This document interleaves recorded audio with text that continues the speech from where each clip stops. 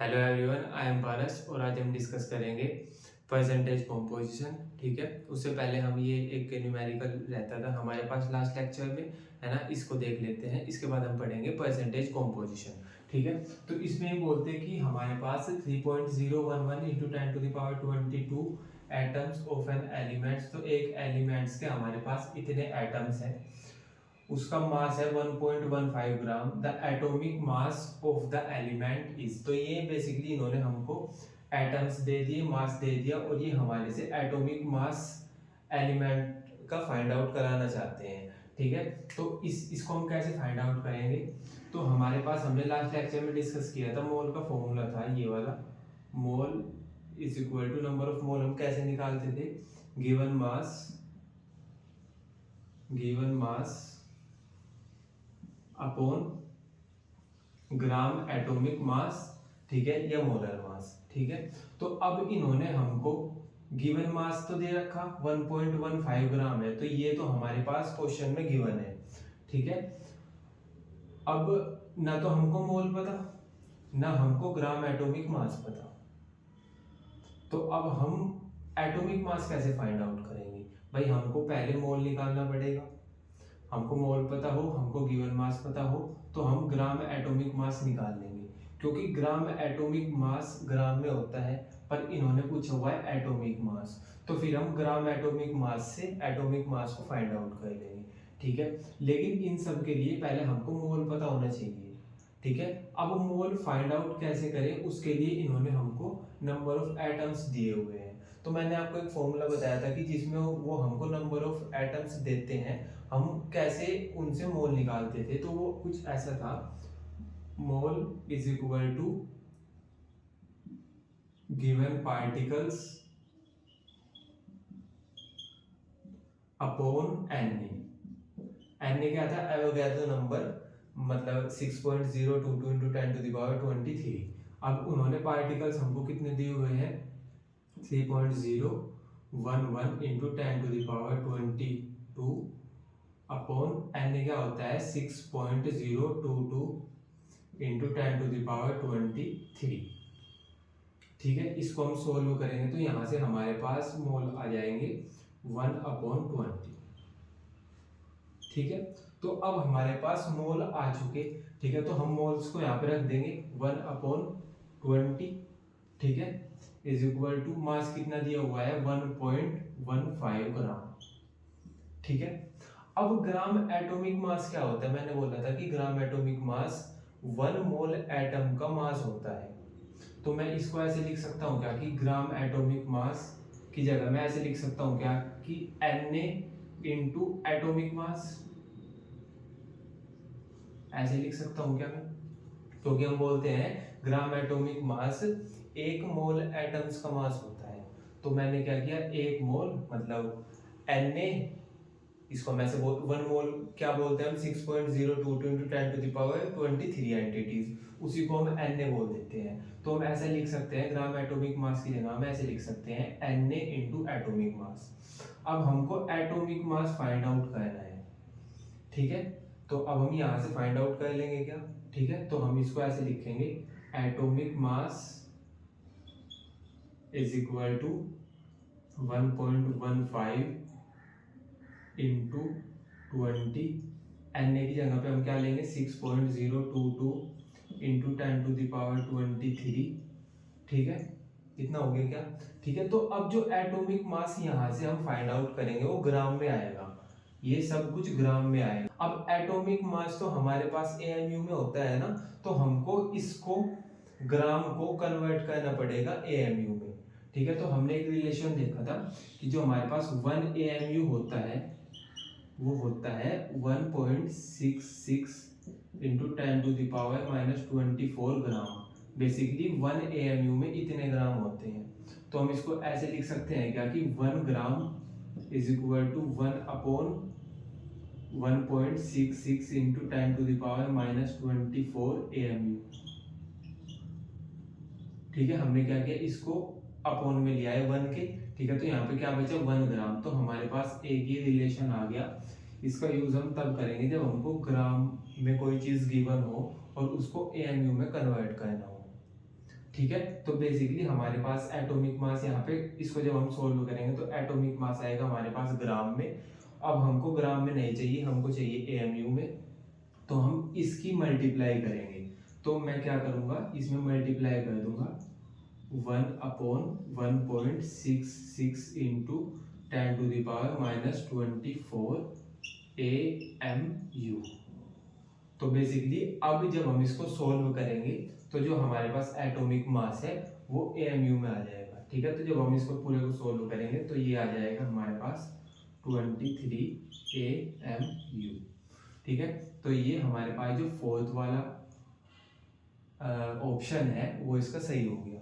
ठीक है ना। इतना क्लियर हो गया क्या आपको? ठीक है। तो अभी हम ये देख लेते हैं कि जो हमारे पास परसेंटेज कॉम्पोजिशन होती है वो क्या होती है।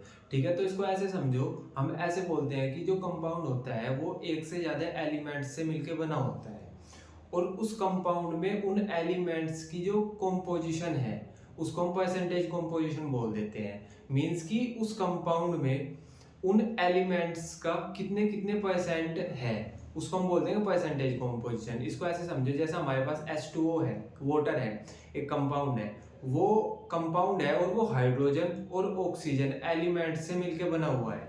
अब वाटर में कितने परसेंट हाइड्रोजन है और कितने परसेंट ऑक्सीजन है, इसको हम परसेंटेज कॉम्पोजिशन बोलते हैं। तो हम इसको यहाँ पे मैंने लिखा हुआ है परसेंटेज कॉम्पोजिशन। तो परसेंटेज कॉम्पोजिशन क्या होती है? Ratio in which its constituent are present in a given compound. तो हमारे पास कोई कंपाउंड है, उसमें हम उनका रेशो देख रहे हैं उसके कॉन्स्टिट्यूएंट्स एलिमेंट्स का। जैसे H2O है तो हम उसमें हाइड्रोजन और ऑक्सीजन का रेशो देखेंगे कि वो कितने परसेंट है। तो बेसिकली हम ये डिस्कस करते हैं परसेंटेज कॉम्पोजिशन के अंदर। अभी एग्जांपल से आपको और अच्छा समझ आएगा। तो परसेंटेज कॉम्पोजिशन फाइंड आउट करने का एक बार फॉर्मूला देख लो। हमारे पास परसेंटेज कॉम्पोजिशन फाइंड आउट करने का फॉर्मूला ये होता है, बेसिकली हम क्या कहते हैं, जो मास होता है, मास of element in 1 mole of compound, उसको हम डिवाइड कर देते हैं मोलर मास ऑफ कंपाउंड से इनटू 100। इसको आप ऐसे समझो, एग्जांपल से समझाता हूँ। जैसे हमारे पास कोई कंपाउंड है CH4, ठीक है। तो पहले तो हम CH4 हमारे पास कंपाउंड है और इसमें कार्बन की कितनी परसेंट है, कितने परसेंट CH4 में कार्बन है और कितने परसेंट हाइड्रोजन है, इसको हम परसेंटेज कॉम्पोजिशन बोल देंगे। ठीक है। तो अगर मेरे को ये देखना है कि कार्बन की परसेंटेज कितनी है CH4 के फॉर्मेशन में, तो उसको कैसे फाइंड आउट करेंगे? तो हम सबसे पहले तो इसका मोलर मास निकाल लेंगे CH4 का। तो मोलर मास ऑफ CH4, ठीक है, वो कितना हो जाएगा? कार्बन का जो एटॉमिक मास है वो होता है 12, ठीक है, और हाइड्रोजन का कितना होगा? 4 × 1। एटॉमिक मास हाइड्रोजन का कितना होता है? 1, और क्योंकि ये 4 है तो 4 × 1, तो ये आ जाएगा हमारे पास 16 ग्राम। ठीक है। तो ये हमारे पास मोलर मास आ गया हमारे पास इसका CH4 का। क्लियर है क्या? ठीक है। अच्छा, जो मोलर मास होता है और एटॉमिक मास होता है उसमें क्या डिफरेंस होता है? एटॉमिक मास और मोलर मास की जो न्यूमेरिकल वैल्यू होती है वो सेम ही होती है, बस एटॉमिक मास की यूनिट AMU होती है और जो मोलर मास होता है उसकी यूनिट होती है ग्राम। क्लियर है? ये मैंने पहली वीडियोस में समझा रखा है। ठीक है। अब हमको क्या करना है? अब हमको CH4 में ये देखना है कि कार्बन का मास कितना है। भाई पूरे CH4 का मास तो मोलर मास 16 ग्राम है। अब 16 ग्राम में कार्बन का कितना है? ठीक है। तो मास ऑफ कार्बन, तो मास कार्बन का मास कितना है यहाँ पे? 12, ठीक है, तो 12 ग्राम। और मेरे को लिखना है यहाँ पे मास ऑफ हाइड्रोजन, तो इसमें हाइड्रोजन का मास कितना है? 4 × 1 मीन्स 4 ग्राम। ठीक है। तो ये सब आ गया। अब मैं आसानी से कार्बन की जो परसेंटेज कॉम्पोजिशन है वो निकाल सकता हूँ। कैसे? ये हमारे पास फॉर्मूला रहा, तो मैं बोल रहा हूँ कि हमको जो मास परसेंटेज निकालनी है, हमको मास परसेंटेज चाहिए कार्बन की, तो कार्बन की, तो उसके लिए हमको क्या करना पड़ेगा? फॉर्मूला देख लो, mass of element in 1 mole of compound. तो हमको पहले एलिमेंट का मास चाहिए जिस एलिमेंट की हम निकाल रहे हैं। तो हमको कार्बन की फाइंड आउट करनी है। तो कार्बन का मास कितना है 12 ग्राम। तो 12 ग्राम अपॉन ये बोलते molar mass of compound, compound का मोलर मास, तो कंपाउंड का मोलर मास है 16 ग्राम। ठीक है, तो 16 ग्राम और इनटू 100।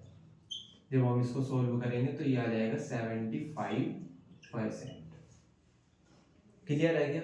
ठीक है, अब हम क्या करेंगे, अब हम CH4 में, ये तो CH4 में हमने कार्बन की परसेंटेज निकाली, अब हम हाइड्रोजन की परसेंटेज निकालेंगे CH4 में।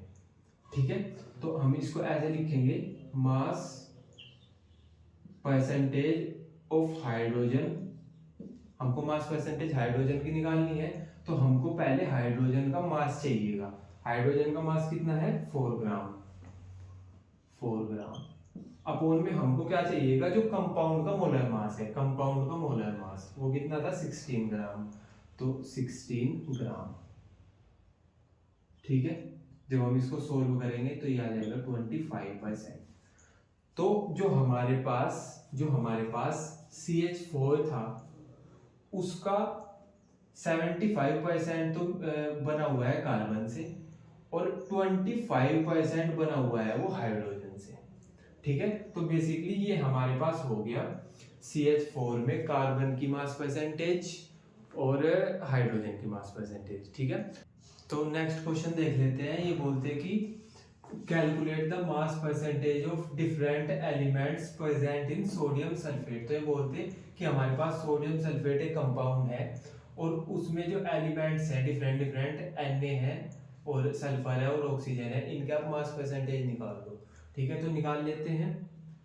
सबसे पहले हम क्या करेंगे, हम मोलर मास निकाल लेंगे ये सोडियम सल्फेट का। ठीक है, तो molar mass of sodium sulphate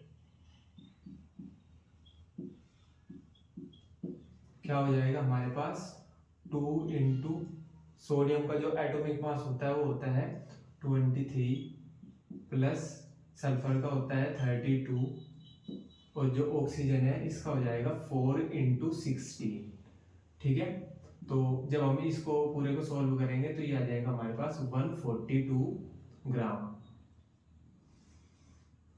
clear है? ठीक है, अब हमको इनके अलग अलग एलिमेंट्स के मास की भी जरूरत पड़ेगी, तो वो भी देख लेते हैं। मास ऑफ सोडियम, तो इस पूरे कंपाउंड में सोडियम का मास कितना है, वो है 2 इंटू 23। 2 इंटू 23, तो ये हो जाएगा हमारे पास 46 ग्राम। ठीक है, अब मास ऐसे ही हमारे पास जो सल्फर का मास है वो कितना है इसमें, वो है 32 ग्राम। ठीक है, तो ये हो जाएगा 32 ग्राम और जो ऑक्सीजन का है वो है 4 इंटू 16। ठीक है, तो ये हो जाएगा हमारे पास मास ऑफ ऑक्सीजन हो जाएगा हमारे पास 4 into 16 is equal to 64 gram. Clear है क्या? ठीक है, अब हम क्या करेंगे, अब हम इनकी नंबर से इनकी मास कॉम्पोजिशन निकालेंगे। तो पहले सोडियम की देख लेते हैं। तो मास परसेंटेज ऑफ सोडियम, हमको पहले एलिमेंट का मास चाहिएगा, सोडियम का मास चाहिएगा, मींस 46 ग्राम है, तो 46 ग्राम upon molar mass of compound. Molar mass कितना है 142 ग्राम। ठीक है, ये आ जाएगा 142 ग्राम।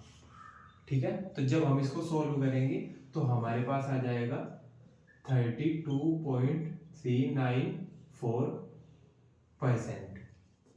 ठीक है, तो इस पूरे कंपाउंड में कार्बन इतने परसेंट है।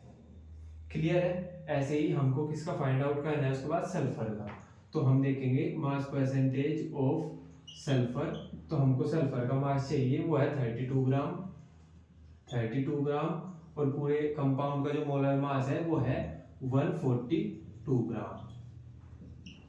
ठीक है, जब हम इसको सोल्व करेंगे तो ये आ जाएगा 22.53%। ठीक है, ऐसे ही हम फाइंड आउट करेंगे इस कंपाउंड में ऑक्सीजन का मास परसेंटेज, ठीक है। तो मास परसेंटेज ऑफ ऑक्सीजन, इसके लिए क्या चाहिएगा हमको, पहले तो ऑक्सीजन का मास चाहिएगा, ठीक है, वो है 64 ग्राम। फिर कंपाउंड का मोलर मास चाहिएगा, वो है 142 ग्राम, ठीक है। जब हम इसको सोल्व करेंगे तो ये आ जाएगा 45.07%। क्लियर है क्या?